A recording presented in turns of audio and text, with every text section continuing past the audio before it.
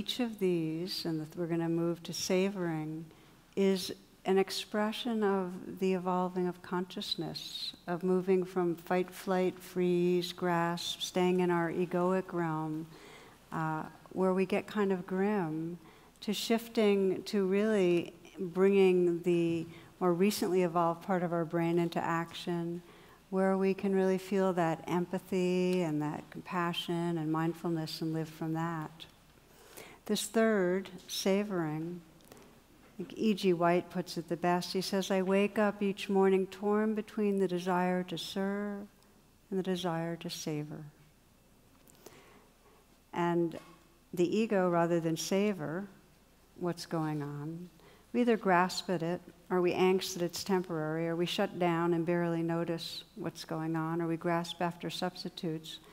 But we rarely pause when there's something that's delicious or beautiful or that brings up wonder.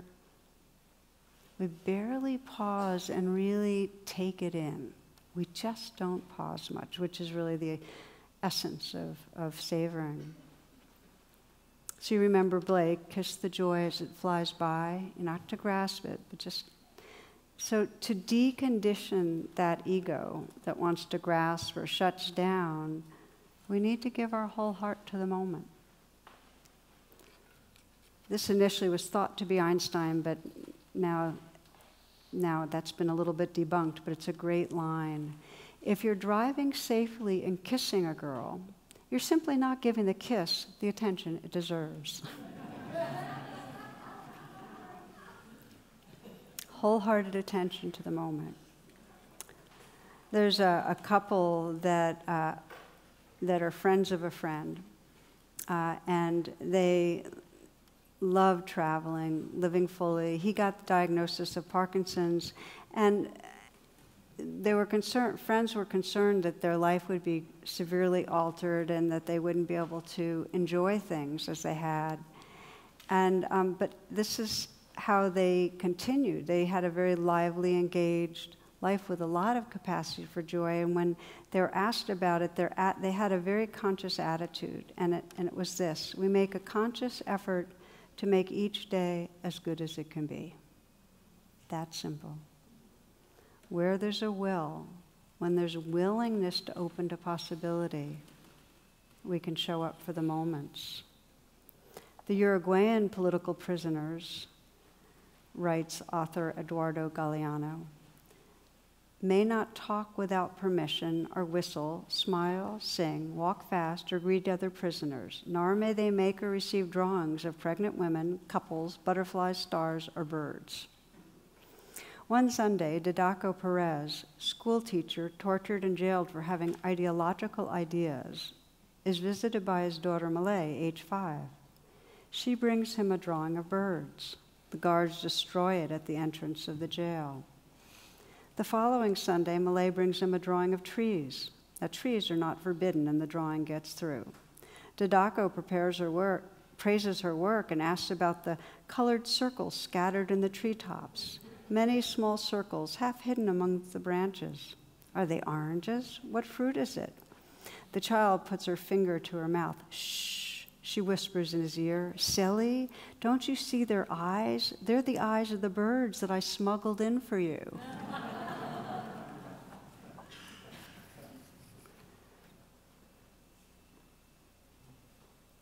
For most of us, there's a lot that's accessible if we could slow down and take it in. There's just a lot of beauty that arises regularly. I think so much it's always the very simplest things, whether it's the sound of the rain or the beauty of the night sky, or just witnessing kindness, witnessing someone being kind, or a loved one when they're laughing. I mean, it's music.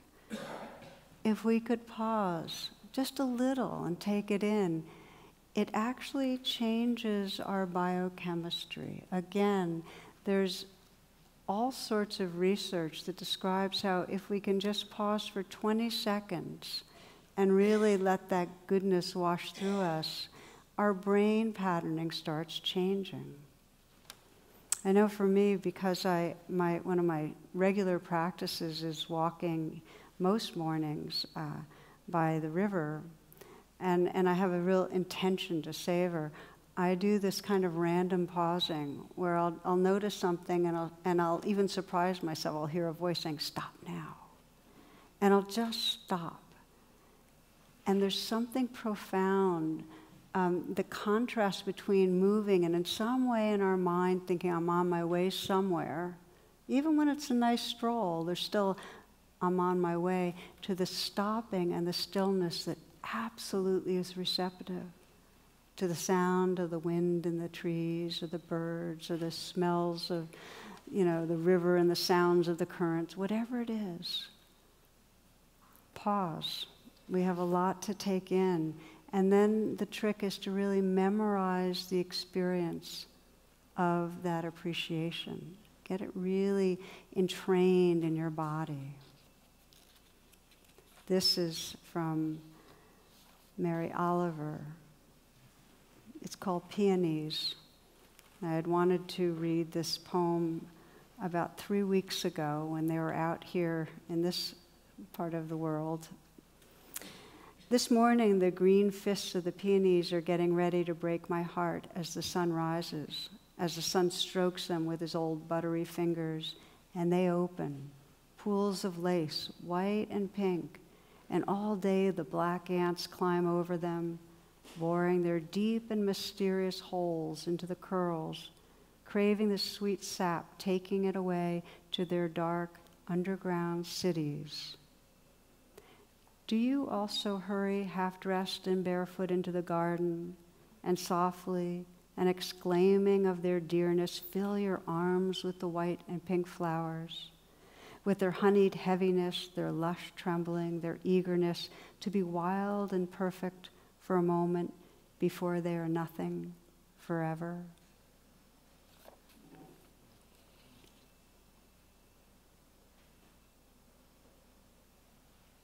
This life is like a flash. It's so brief.